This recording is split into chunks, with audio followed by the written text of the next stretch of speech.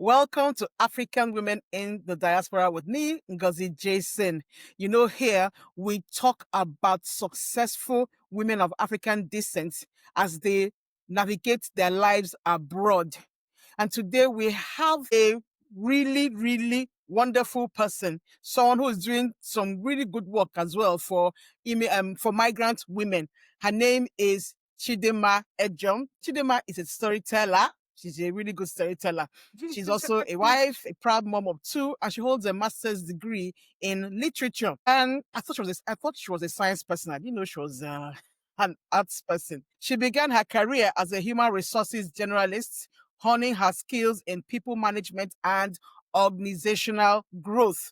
Today, Chidinma is the visionary founder of Her Immigrant Tales, HIT for short, a storytelling and social impact platform amplifying the voices of immigrant women, sharing their struggles, triumphs, and journeys of resilience. Through HIT, Chidinma is building a global community, blending her passion for storytelling with her commitment to advocacy, healing, and cultural preservation. And Chidinma is doing all this from the very, very large country called Canada. So Chidinma, please tell us about yourself, because I know that what I just said now is just a brief summary. Tell us more about yourself. Good morning. You've pretty much said everything. I don't know. I was blushing, kind of. So I think Her Immigrant Tales started from the fact that I recognized a need, and the need was the fact that migrant women here in Canada, and I want to believe in other parts of the world, were living their migration stories in a kind of vacuum. I tend to strike up conversations with people whenever I have the opportunity. And I came to realize that a lot of us are going through maybe the struggle phase, because I believe migration journey is in phases. And, we believe we are just the only ones going through this Yeah. particular phase. Speaking with them made me realize that, hey, it's not just you, it's not just me. Even successful migrant women who are now at the apex of their careers have also gone through this phase. And, as far as you keep your head high and focus on that which you have in mind, you definitely pass through this phase. And that was why I was like, okay, fine. If we have this need, why not just come up with a community that says, look, we're not alone. So what High Immigrant Tales is about is the fact that we're amplifying the stories. And in addition to amplifying the stories, we are documenting them. We're building community, we're building sisterhood, we're letting women out there know that, hey, you're not alone. So we're trying to encourage them. We're trying to motivate them also, because there are women who are migrants and have done wonders wherever they decide to call home. And this is like, look, if I can do it, if this other woman can do it, hey sis, Yeah. if you set your mind at it, you definitely can do it. So that was how High Immigrant Tales started, really. Okay. As you were talking, a question popped into my mind. But before I go to that question, I want to ask you, what would you like the migrant woman who is watching us now, what would you like her to take away from this episode today? When she's done watching, what would you like her to take away from it? Okay, so I will speak directly to the woman. I want to say, hey sis, you are amazing, first of all. And this is because there's usually that point at your story, or that point in your story, your migrant story, where it starts affecting your self-esteem. But this is it. You're amazing. You're beautiful. You're enough. And whatever it is you think you're going through now is a phase, and you would definitely go through that phase successfully. So I want you to know you're a champion. So wake up in the morning, call your name, look yourself in the mirror and say, hey, I'm doing this. I'm doing it as best as I can do it. And I am a champion. And then it brought tears to my eyes. You were talking to me. You were talking to me. Awesome, awesome, really, because living abroad as an immigrant, really, sometimes you lose your self-confidence. Sometimes you ask yourself questions. You wonder, Absolutely. am I doing things right? Back home, you were doing so well, and then you come here, you're starting from ground zero. Fresh. And even at that ground zero, you're not doing things the way you think you should do, or they are telling you that you're not doing things the way you should do them. So you question yourself a lot. So thank you so much for that. Thank you so You're much. welcome. While you were answering the first question, you talked about women who live abroad and are doing really great things. Sometimes those women also need encouragement because a lot of times we focus on those who came maybe within the last 5 years. And it's been occurring to me in recent times that even those who have achieved some level of success, they also want to, achieve more. They want to go higher. Maybe they plateaued, So what do you have to say to and for those kinds of women? Okay, so if you're one of those women, first off, I want to say that I am very proud of you. So you are one of the reasons why people like us keep doing what we're doing. The fact that we can look up and say, see, if that big sis can do that, of course I can do it. And yes, sometimes it gets lonely at the top, Yeah. absolutely. But then it now comes to your community. Because another thing is this, and no offense intended whatsoever. So many times people tend to throw away the ladder when they climb up. Mm, mm, And that is why it's important that you never break the bridge to your mm, community, to people of your own, to mhm. where you feel like where you're not the boss, where you're just a human being and Yeah, yeah. people can talk to you like a human being. Because sometimes when you achieve fame, you achieve this level of success, people become scared of you and really cannot tell you the truth. It's true. So the That's true. onus is now on you to make sure you maintain that community that still sees you as you. They can Mm-hmm. say, hey, look, the way you spoke that time, I didn't like it. What's this up? Something of that nature. People that can look at you in the eye and tell you that, hey, you're doing amazing. Mm, Hey, you're not doing too amazing. Hey, mm-hmm. we're looking a Mm-hmm. little bit down today. What's happening? Mm-hmm. People who can reach out to you on a very humane level. It's Mm, it's it's not up to you to be able to make sure that you keep those relationships, you water those relationships, and you make sure they never, never, never die off. Because when they do, it becomes very, very easy to mm. get so lonely at the top. That's true. That's true. Relationships. I never realized how important community and relationships are until I Yeah. came to this country. Because back home, we have those things naturally. And then we take them for granted. It's so when you now come to a place where there's nothing like that, you begin Mm-hmm. to appreciate what you had back home. True. And as we were talking, I noticed your nails. I remember the post you made on Instagram about your nails. Please tell us about those nails. Tell us about your nails. Okay, so I don't know if you watched the video to the end on Instagram. I wasn't against nails or fixing nails or artificial nails. I was just not in support of people losing themselves to the extent that they can't be at their natural self without these augmentations. So Mm. yesterday, one of my friends had her birthday, and we went out to be with her. Why not? So that's the reason for the nails. However, I don't really fix nails because I'm a foodie. I love food. Mm. So I'm always in the kitchen and I find it very difficult to operate as I would love to in the kitchen when I have nails. So I just, I paint my natural nails so that it's easy for me to get the cutters off when it's time and dive into the kitchen. So did you paint your nails yourself?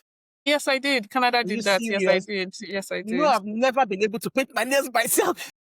I did Never. myself. I learned how to make hair here. I make the hair for my girls. I learned how to ride a bicycle here. Here also, at some point, I was my husband's personal barber. So honestly, Canada teaches you Yeah, really. Living abroad teaches you a lot of things. I was a lot. having a discussion with myself this morning, and sometimes my husband says, "Oh God, I don't think I wish maybe we shouldn't have come here. Maybe we should have just stayed back in Nigeria." But when I think of it, I have, despite oh God, the challenges, Chidinma, the challenges, you understand, they've been what have we not seen, But when I think of it, I have no regrets. And it's not because I personally don't like having regrets. But when I think of how much I've grown, So I would not have grown like this if I had stayed back in be back Nigeria. in Nigeria. Yes, I've grown so much. It's amazing. Sometimes I don't recognize myself. And that's what happens when you have challenges. You have to, it's either the challenge kills you or you kill that challenge. It's eat or be eaten, or kill or be Absolutely. killed. Whatever doesn't kill you makes you stronger. Yeah. Yeah. So I've really, really grown, you know. So for you talking about you being your husband's personal barber, learning how to make hair, same thing with me here. I never touched anybody's hair in my life I until I didn't came even here. like it personally. Exactly. I didn't like making people's hair, but I had to. One time I wanted to save money. I had to now do my daughter's hair. I did a video of it and I posted it online. People were like, "Are you sure this is your first time?" Even Are you I was sure? shocked. Honestly, you were I could amazed. actually make this girl's hair. You know, so it's a fantastic thing. It's a fantastic thing. Despite the challenges, we're still standing Yeah, strong, and we'll keep moving absolutely. ahead. That's the resilience of Definitely. the immigrant woman. So my next question here is how, because you're a leader, that's one thing again. I've, God has connected me with female leaders all over the world. It makes me so proud. It makes me so happy. I wouldn't have met you guys if I stayed back in Nigeria. How would I have met True. Chidinma? How would I True. have met Same Ifoma, here. Susan, or what was that lady's name? There's this lady, this Cameroonian lady who lives Elvin. in America, Elvira. How would I have met strong ladies doing powerful things? And I've just been in my tiny corner in Nigeria. So I want to have started this podcast. So it makes me so proud. So being a leader, how do you navigate being both a founder, a community builder, while also protecting your energy and well-being, and even being a wife and mother? How do you combine all those things and still protect your personal energy and well-being? I'll say this, it's not always easy. That is the truth. And you also have to realize and be able to tell yourself the truth. Mm, But this is what I do personally. When I get to that place where I can't function, especially when I'm tired. When I'm tired, I'm prone to a lot of mistakes. And what I do is I shut off. So I might not go to my phone for a while. I might not go into my WhatsApp, my social media. And even if I go in there, there might be a whole lot of messages and I won't open them. mm-hmm, And even if I do mistakenly open them, I make sure I don't pressure myself to reply. mm, I would maybe read them, but just make sure that, look, this is where I am now. I don't want to take any action. I don't want to make any decision. I don't want to reply and mm, then regret it later. mm, mm. So, as a wife, as a mom, as a community person, what I do is I respect the fact that I am also a human being and I can get tired. And when I Yes. get tired, I respect it a whole lot. Yeah, I might offend one or two persons, I might not honor this invitation, and it's totally fine.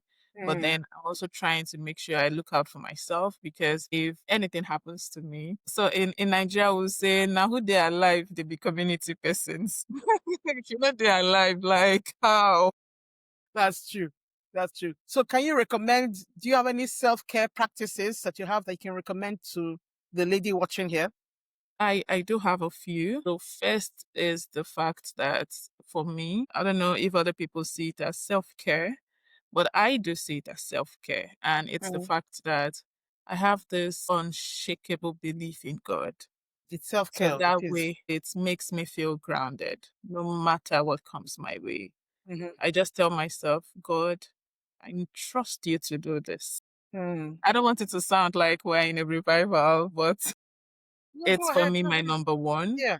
Yeah. I go to God in prayers. I pray anywhere, everywhere Mm, in my heart. I don't have to, but I do. And mm, it helps me retain my peace within mm, myself. mm. And after that, rest. Oh my, I don't Excellent. play with resting. Mm-hmm. If you're in my house and I zone out, just forgive me. But am I zoning out? I am definitely zoning out because as at that time, that is the only thing that can bring me back to Mm, myself. mm, And if I'm in that mood where I'm tired, I could be very cranky, and you might not even like the version of Chidinma you might see as a 10. mm-hmm. Then another thing I do for me personally, my other name is a list maker. I love making lists because it helps me know my targets for the day, my daily Mm-hmm. targets, what I have achieved. Okay, it's today is gone. I didn't achieve this. It helps me keep a Mm-hmm. tab.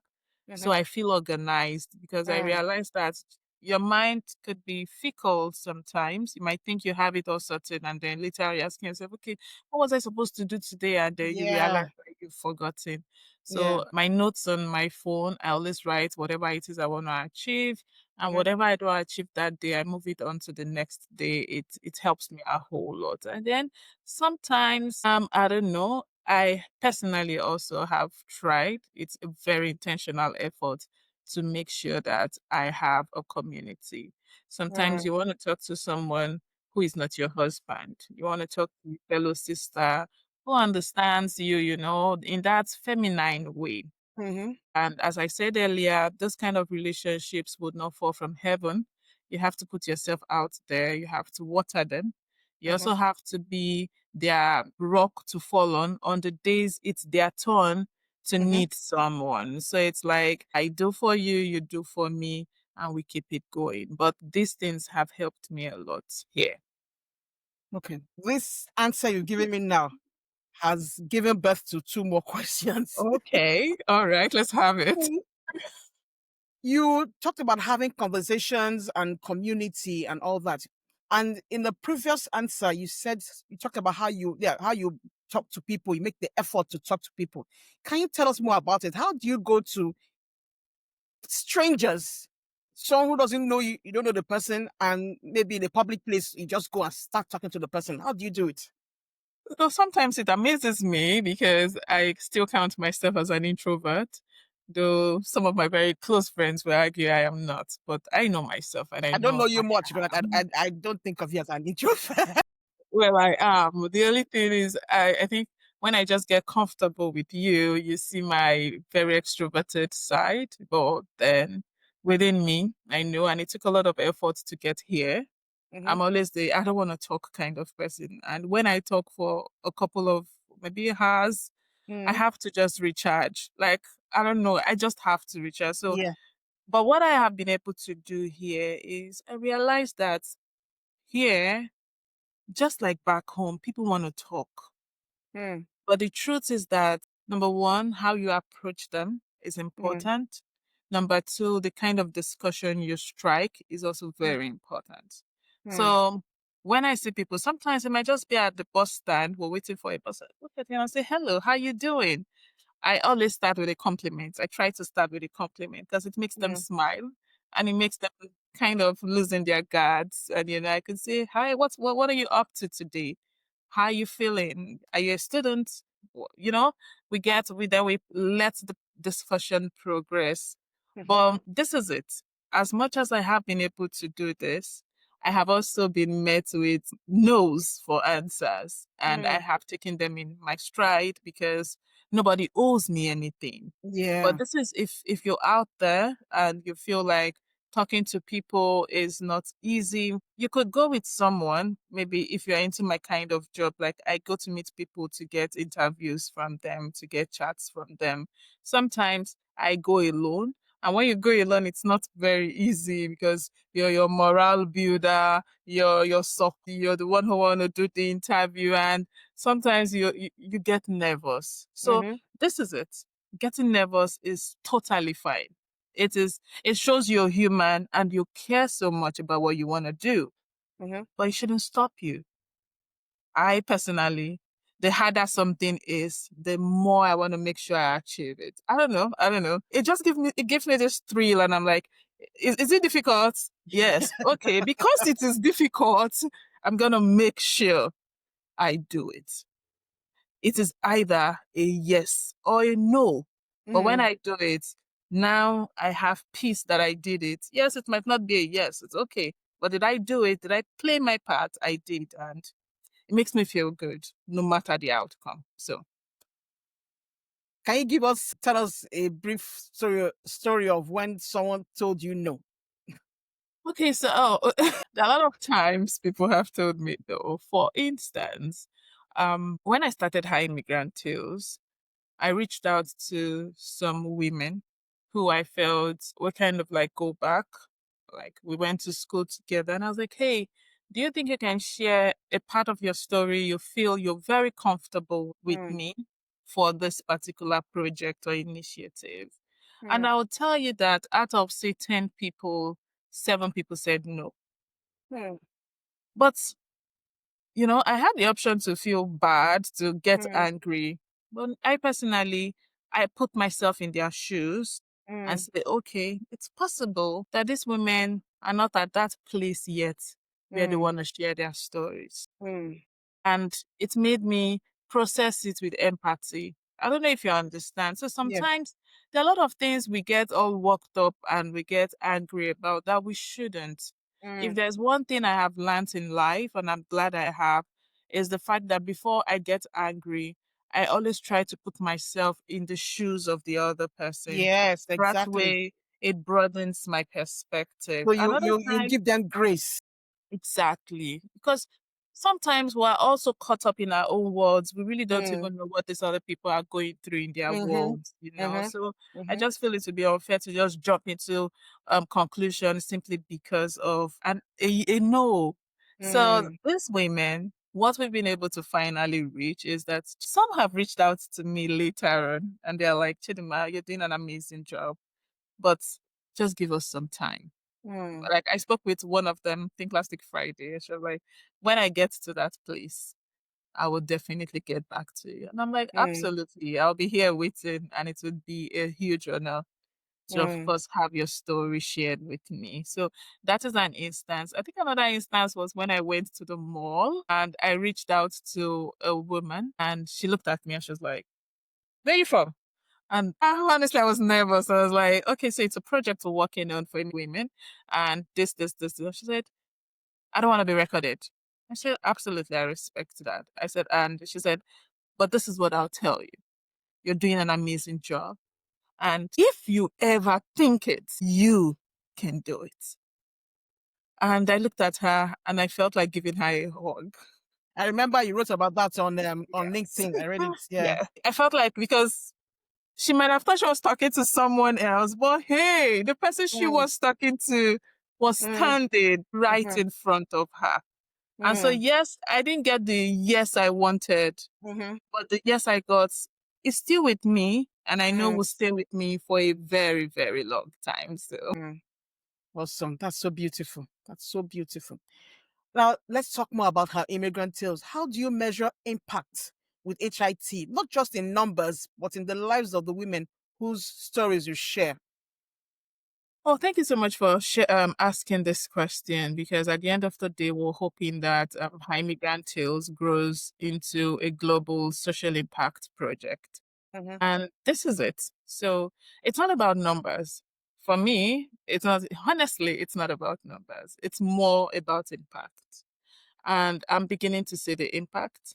And the reason I say I'm beginning to see the impact is this. We've had a storytelling circle for about 2 months. It's usually once in a month. We've had it for about 2 months. And yeah, it did all started like I did it scared.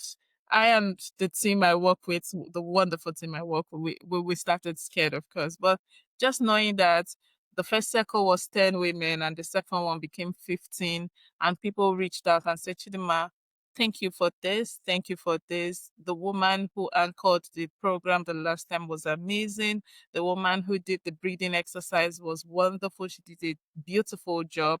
Chidinma, I am just happy that I now realize I'm not the only one going through this. So these are some of the feedbacks that have come back. And I'm like, okay, we're not doing bad. We're not doing bad for something that just started a couple of months ago. It makes me feel good. It makes me feel humbled. It makes me feel that indeed, just as the woman said, if you can think it, you can achieve it. So Yeah, awesome. And by the way, I am the woman who anchored the second yeah, session. yeah, she did. She did because I was supposed to say that at home. Then, so she did. She did anchor the second one, and it was amazing. So we'll be having. So it's a new month. We'll be having another session. The last Saturday, it's usually the last Saturday of every month. So if you want to share your story, if you want to listen to other people's story, hey, come join us and let's talk together, let's share together, and let's grow together. Awesome. We'll talk about that one. That's the one for the month of October. We'll talk about it towards the end of Okay. this. Yeah. So I want to ask, why storytelling? What is it about stories that makes them such a powerful tool for healing and for community building? Why did you choose storytelling? Because we hear a lot about storytelling everywhere in corporate spaces, as a personal brand, everywhere we keep hearing storytelling. So can you tell us more why you chose storytelling and why it's so important? So first off, storytelling is powerful. Storytelling is powerful. And this is, I would liken it, I would give you a little backstory, but before I then liken it to what I would liken it to. Growing up, my teacher, when it was time to pick subjects, like you have to science or art, they all wanted me to be a science student.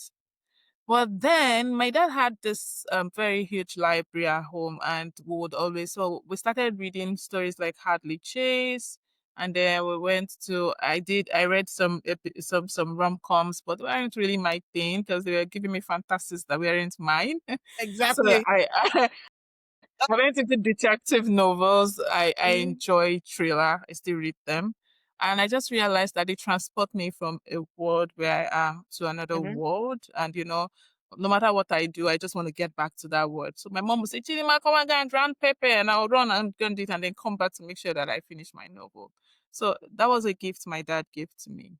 And then we always travel back home every Christmas. I'll be with my grandparents. And so whenever I go home, I have always been a very curious person, mm, very, very, very, I want to know, inquisitive. So I would sit to my grandfather and I would ask him questions.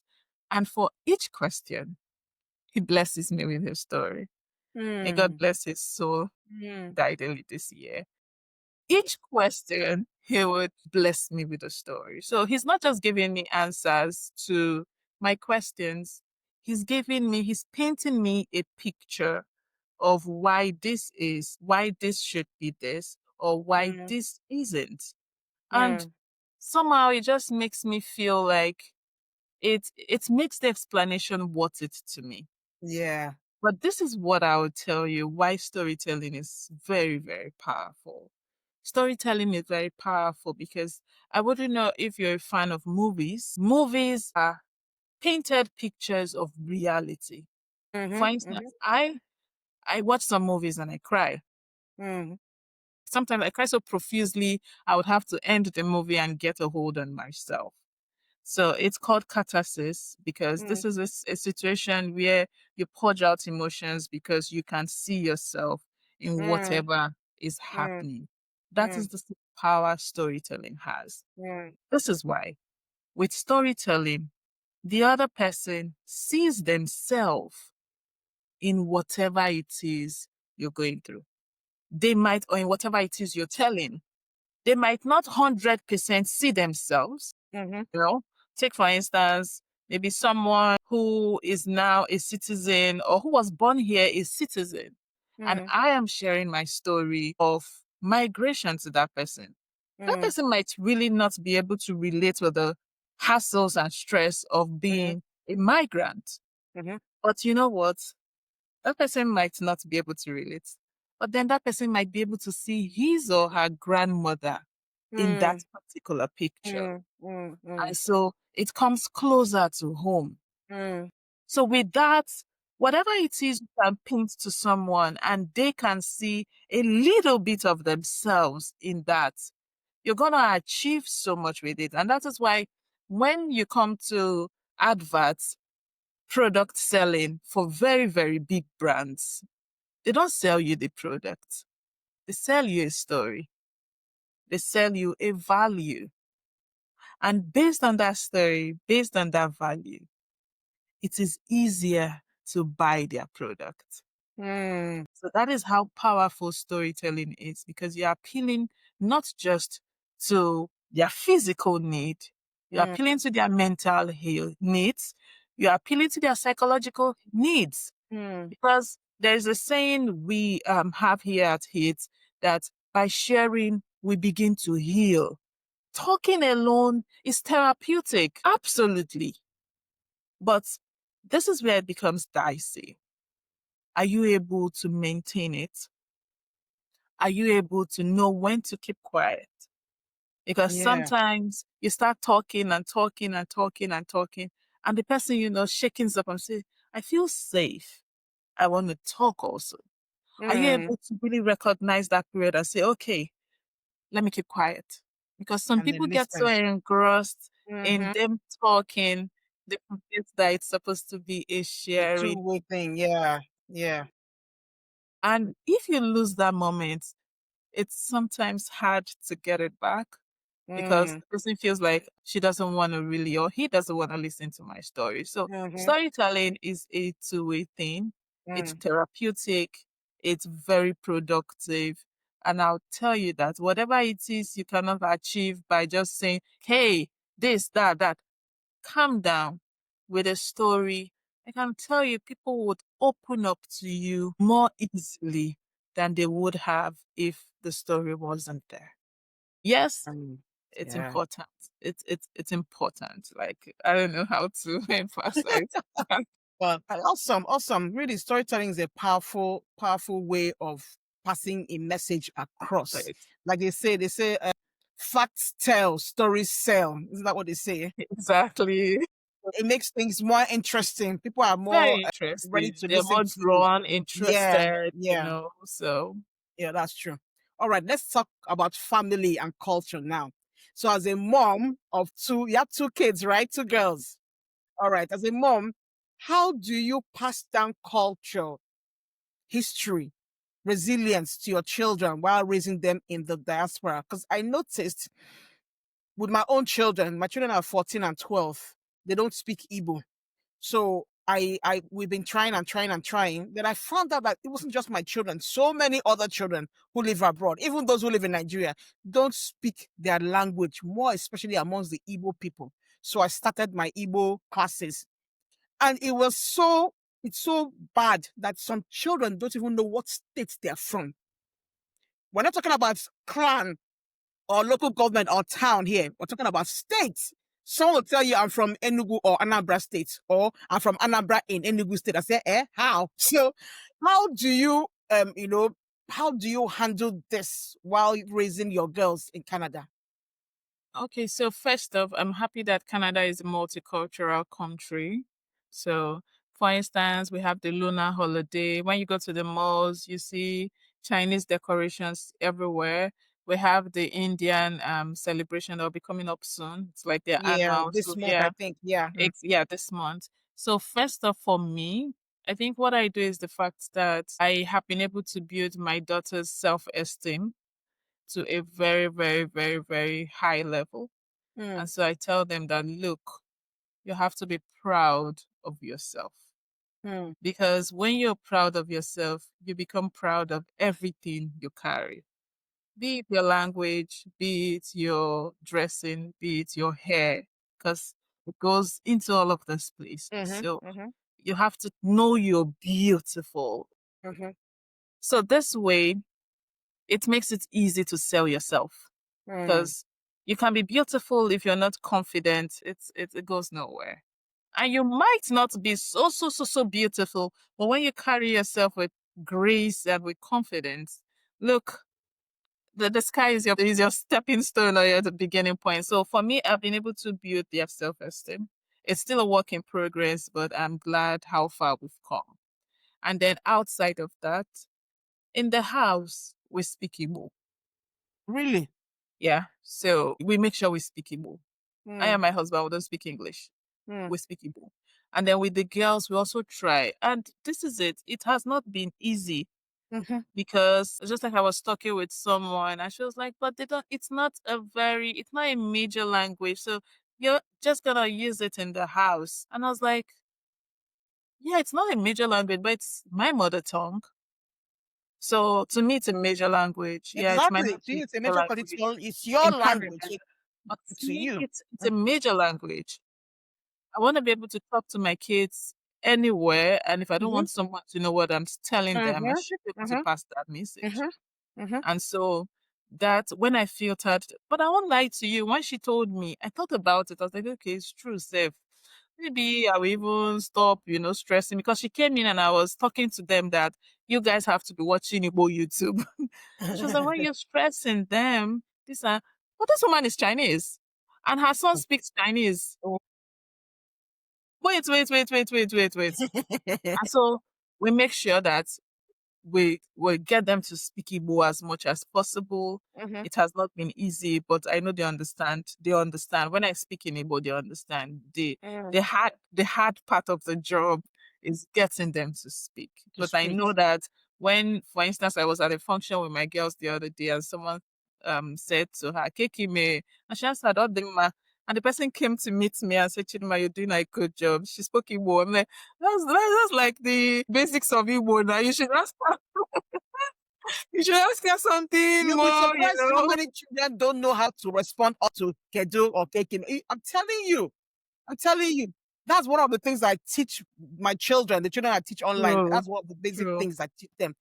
So they don't know. And you have to keep repeating and repeating and repeating Repeating, before they true. finally catch it. And so you're doing well starting at this stage.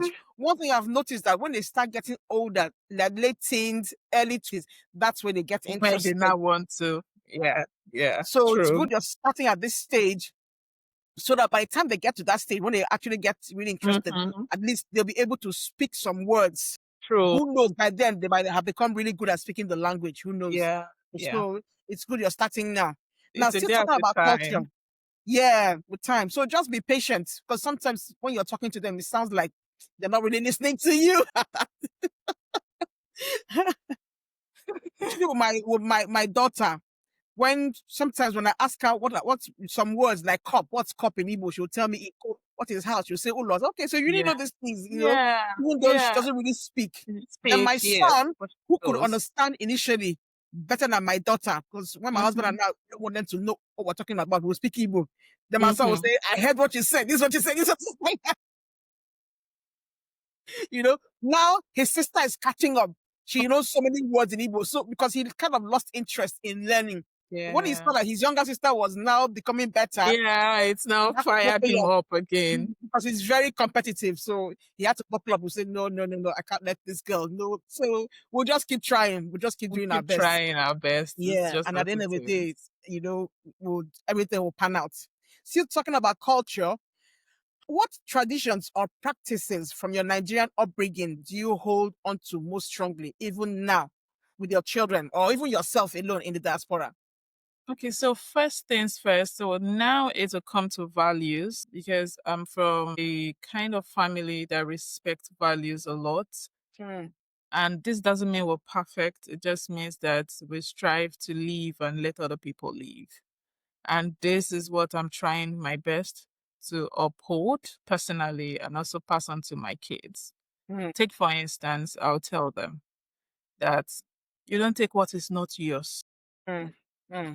Oburon Hmm. kege. You Mhm. don't take it Mhm. unless the person gives. Mhm. And even when the person gives, you have to come home and show us. We would know if it's right for you. Aside that, you don't lie. There is no dignity in lying. Hmm. It's better you say the truth. And so, because of that, in the house, I don't punish them when they say the truth. I Hmm. don't. I don't make Hmm. them feel bad for saying the Hmm. truth. Hmm. But when they lie, there is always a repercussion for Hmm. lying because I'm Hmm. trying to give them a lifelong lesson that Hmm. lying only messes up the situation. So there are other practices, like for instance, when we talk about culture, we have the New Yam festival where I come from, and for us it's like a new year. So my dad will call and will greet our native greetings for that period. So Hmm. it's okay. So it's Iriji is the New Yam. Mhm. I don't know why it skipped my mind now, but there's a particular greeting. Ayabo. So it means it's like we have woken up, or but it signifies this is a new year. So for us that is Mhm. like our new year, and we're trying to make sure that we, just like the Indians Mhm. celebrating their festival, we Mhm. are also trying to see how we can make the children have that link back to our roots and know that okay, this is our own culture. So For sometimes in school, they will come back home with forms that say, what are your cultural festivals? The first thing I used to write is that New Yam. Is the New I think Yam it's the most popular. I think it's the most popular festival for in Igbo us, land. in Igbo land. Yeah, so Mm, it's the New Yam festival, mm, maybe Christmas, Easter, or whatever. mm, But it's just to say that you have roots. mm, But I think that is another thing that is worrisome. The fact mm, that a lot of young ones here mm, come here and they no longer know what and where their roots are. mhm, mhm. It's a pitiful situation because you feel lost, And it's not their fault. I think and it's we not parents really your need fault. to do more. Yes. It's just that I think parents need to do more. I know it's Mm, hectic abroad, but hey, you want to give your children the lifelong blessing of knowing they have a roots somewhere. mhm, mhm, Because it's so easy to feel lost here. You're seeing a Jamaican, you're seeing a Sri Lankan, you're seeing a Russian, you're seeing, and then you're just like, "Okay, what's happening?" mhm, Especially when you come back home, you live like you live outside. So for instance, back in here, when we eat our swallow, I make sure we eat it together. mm, I don't do the this one takes swallow on this plate. No. When we eat swallow, we sit together and we eat from one plate. Because really? yeah, it's Why? one thing, because that was how I grew up. So Mm, it's like a family tradition. The only people that don't eat, like for my mom, she would make sure her children, are eating together. Rice we can have on separate plates, but swallow mm, we eat together from one bowl. And sometimes if my dad is not around, she eats with us. But mm. if my dad is around, they eat together and with the children. We fight on that plate and I we wanted make to up say on that. that I plate. wanted to say that. Fight go start now. Somebody will eat what meat that they're supposed Yeah, to. but I think it's one of the reasons why she does it, because it's like, this is the bowl. Mm, And so you guys will still come back here. You will fight and you will make up. For instance, I remember when our third born is so soft, and our last born and our second born, they are and one period we were eating, and the last born grabbed the last ever, and our third born started crying. Just abasa, everybody, whoever can grab soup, whoever can grab meat, grab meat. I'm thinking about it. It wasn't funny that day, but I'm thinking about it now, and it's funny it's funny. because these are memories, and we're a highly collective community. Mm, It's another thing about here that I don't want to get used to: mm, individualism. Because when you stop caring about community, you go astray easily. That is just the mm, truth. But when you still realize that, oh, I belong to a community, and you belonging to a community doesn't necessarily mean that you live your life based on what will people say. Thank you for saying that because that's what came to Yes, my mind. yes, but it's not. It's just knowing that you belong to a community and you want to also try your best to give to that community to make sure it gets to where you would want it to be. Because honestly, there are a lot of issues that I feel if the Western world was more collective, many issues that would not be happening. Mm, One of mm, them, depression, mm, loneliness. Loneliness, when it aggravates, leads to mm, depression, anxiety. mhm, Sometimes you're feeling anxious, you're panicking, but mm, just having someone around, talking to this person, just makes you feel better. For mm. instance, here abroad, everybody on the bus, once they just get on the bus, it's just their phone. Phone. And then you can be on a 1 hour ride and nobody says hi to you. Nobody establishes eye contact with you. For me, I just feel like, hey, what is happening? And honestly, I also started doing it. But when Mm, I was just thinking that, and I was like, wait, why is everybody on their phone? mm, And so as a result, I just decided that whenever I get on the bus, I will keep my phone in my bag. Unless maybe, so I what don't would know you where I'm do going. when you put your phone in your bag? What would you now do? sometimes I just will look out the window. But I have also been able to notice when people need help and also do something. Like I think a couple of days ago, a lady was supposed to get off at that stop and the bus was already leaving. And Mm, I think, you know how it could be. She was just saying hello, hello, hello. It was because I wasn't on my phone. That was mm, why I realized what was happening. And I shouted from the back, I said, back door, please. And the mm, driver heard and opened that door for her.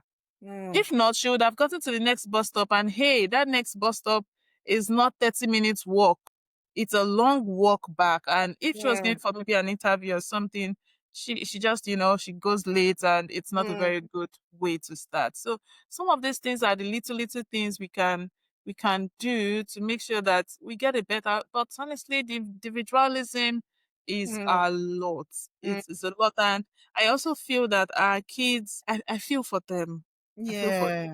Yeah, yeah. Because the child, it's just in school. When they're finally able to make friends, it's just in school. When they Mm-hmm, come back home, they are indoors. That is mm-hmm, why my kids, when they're at home and they say, Mommy, can we go to the bar? I said, please go. Go and just play. Just be mm, kids. They'll mm. just be indoors. They don't have friends. Or like when we were growing up, when rain is falling, all of us would be Be outside outside. playing. All those kind of things. And sometimes it just makes me feel like I feel like they are missing a lot. Mm, But then what do we do? And so with time, hopefully, as the community grows, we make friends who have kids also. We're able to say, hey, come, let's mm. sit. These friends, these kids should be friends amongst themselves. And then we take it a day at a time. Wonderful, wonderful. Now, one last question, although it's a question that has two branches. Where do you see HIT in the next 5 years? This interview question. It Okay. could be 3 years, it could be next year, it could be 10 years, whatever. Yeah. But What's your vision for HIT? it was one of my favorite questions when I interview people back then. Okay, so now I'm the interviewee. So in the next 5 years, hopefully, I pray so that HIT becomes a cultural archive Mm, in the sense that, people can come here and watch the stories of different women from mm, different parts of the world yeah.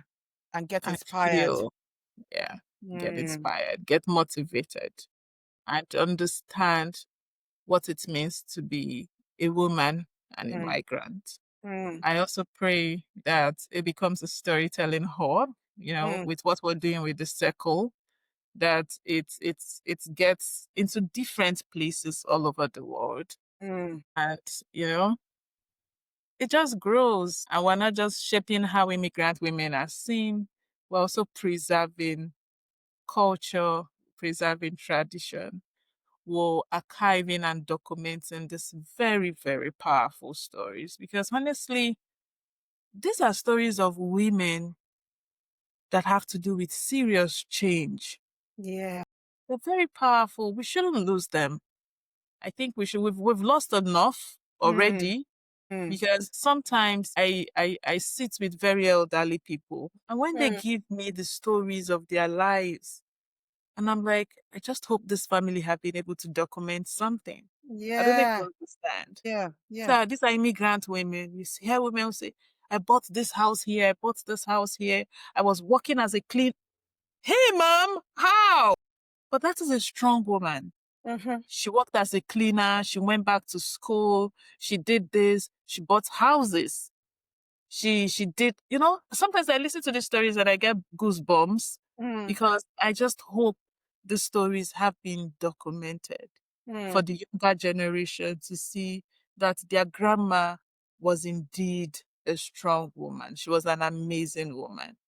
And it's not just for women, even for men. I've sat and I've listened to men who tell you how they came here with nothing and they made something out of it. And honestly, to everyone who kept at it, massive respect to all of you. Thank you for doing it. It's because of people like you that people like us can, of course, work today. So thank you. thank you. So the second branch of that question, tell us about the circle, because I attended the second session, and as you know, yours sincerely, is it what's the word? What did I do? Facilitated Facilitated, you the circle, anchored. and it was really nice. I really enjoyed it, even if I didn't facilitate it. I really enjoyed it, Yeah, because like you said, when there's a community where everyone feels safe to talk. When you're done talking, it's therapeutic. You just feel this freedom. You feel this exactly. like you're just taking a breath of fresh air. So I really enjoyed it. So I want you to tell us more about the circle, what you aim to achieve, and then the dates. So what you aim to achieve with the circle, the date for this month's circle, and Okay. how people can attend. Okay, so thank you so much. Like it means a lot to me. So the Her Immigrant Tales hits, we call it hits storytelling and healing circle is a therapeutic session where women come together. And please, it's not just women alone. I've heard some guys ask me, can I join? I said, why? Why not? Of course you can join. Yes. So it's a place where immigrant women come together and a safe place where immigrant women come together and share stories. So it's like an exchange kind of session. So I share my own story, you share your own story. We talk about them. If you want, if there is a question that's bugging your mind, you can throw it open and then I'll give you what my idea of what I think I would have done if I were in your shoes and another person, and then it's now on you to filter it now on you to filter Very because of important. course, Very yeah, important. we're not professionals. We're just giving you what we think Mm-hmm. would do it for us. But it's not a one size, one cap fits all kind Mm-hmm. of cap. So Mm-hmm. that is what we come there to do. So it's a place where we come and share, where we see, we network. It's just a community and it's a safe. One of the reasons we say it's safe is because your privacy is paramount because it's not recorded. So whatever it is you want to share, I would always say this: share what you're comfortable Mm-hmm. sharing.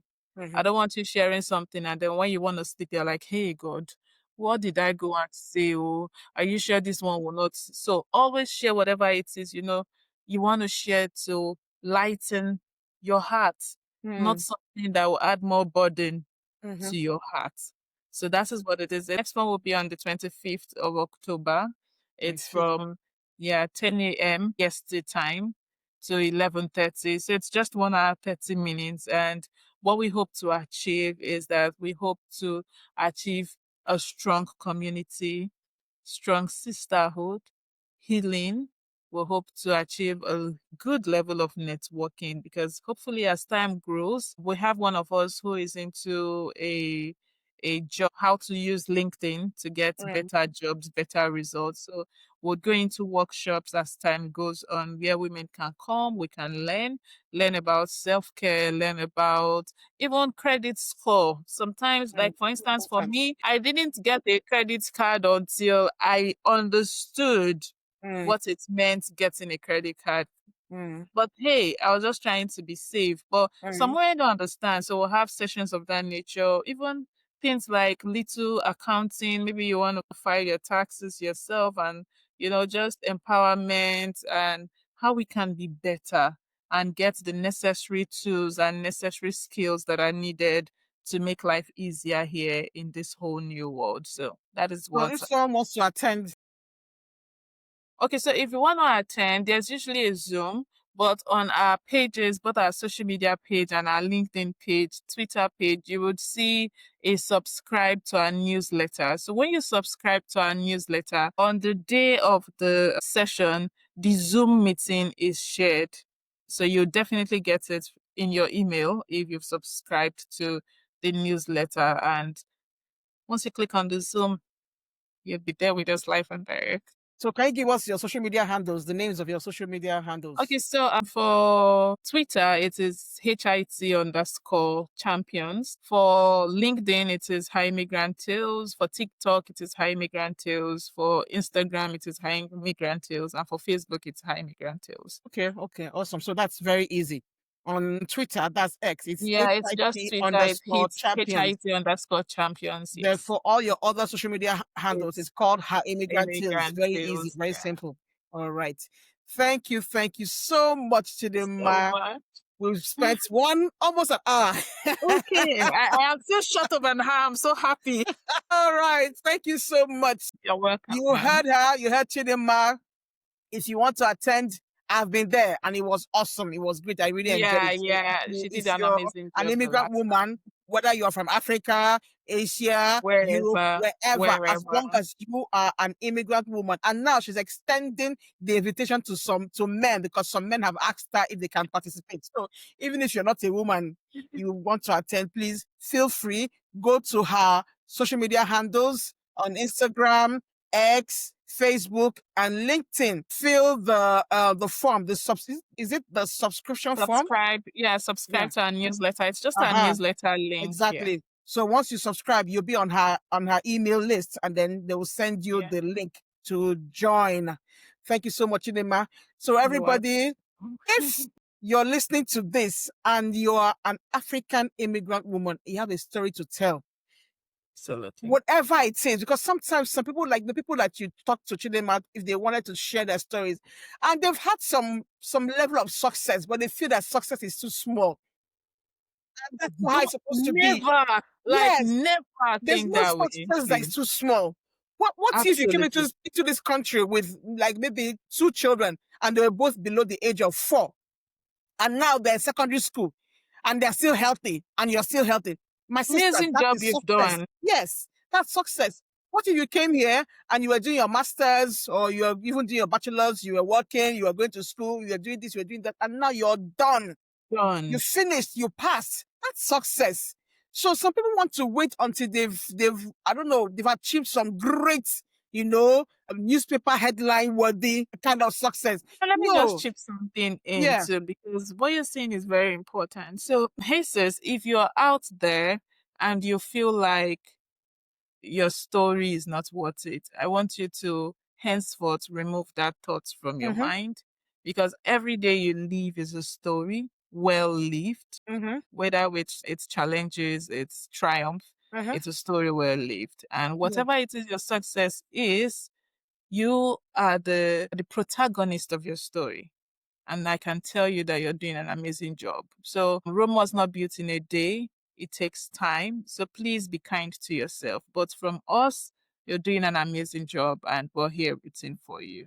So Exactly. We are rooting for you and we are waiting for you to come and share your true. stories with us before you. So if you're an African woman and you want to be a guest on African women in the diaspora, just shoot me an email at ngozijason1@gmail.com. That's ngozijason1@gmail.com. Send me an email and I will take it from there. And for Chidinma, she works with every immigrant woman, whether you're white, black, brown, yellow, blue, whatever color you are, as long as you are an immigrant woman Yeah. and you want to share your story or you just want to be a part of the hit circle, please reach out to Chidinma. We're rooting for you and we're waiting for you.